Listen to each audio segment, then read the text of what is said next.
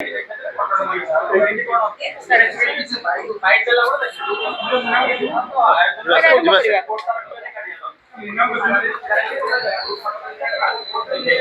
जगन्नाथ। गणमाध्यम समस्त प्रतिनिधि बंधु मान को स्वागत करुच्ची, शुभेच्छा शुभकामना जनाऊँगी।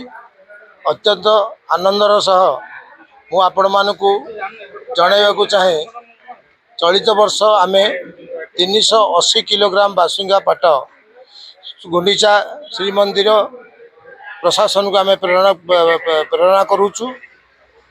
यह चतुर्धामूर्ति पैता राखी एवं विजय डोरी काम व्यवहृत हुए। बासुंगी एक स्वतंत्र धरणर पाट सूता। यह एक पवित्र अत्यंत शक्तिशाली रेशम डोर। मलबेरी रेशम कोषारू यह प्रस्तुत होता है। यह मुख्यतः गजपति जिला और उदयगिरी ब्लॉक जनजाति रेशम चाषी द्वारा ये आमदानी होता है। कोरापुट जिलू संगृहित कईथ फलर अठा लगा जाई यहाकू रंगायित करा जायथा है। कटक जिला नुआपाटना स्थित सिल्क प्रोडक्शन एवं टेक्निकल अपग्रेडेशन सेंटर द्वारा यह प्रक्रियाकरण यार होता है। एकदम नेचुरल सिस्टम रे ये करा जायथा है।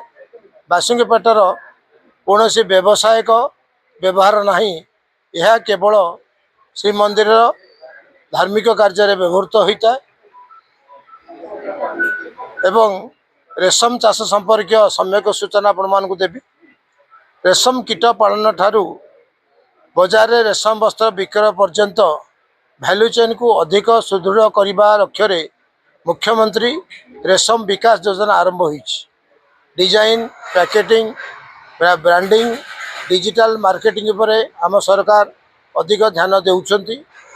राष्ट्रीय कृषि विकास योजना माध्यम रे एंडी चाषी मानू रेशम कीट पालन निमंते प्रारंभिक उपकरण जोगाई दि जाउछि।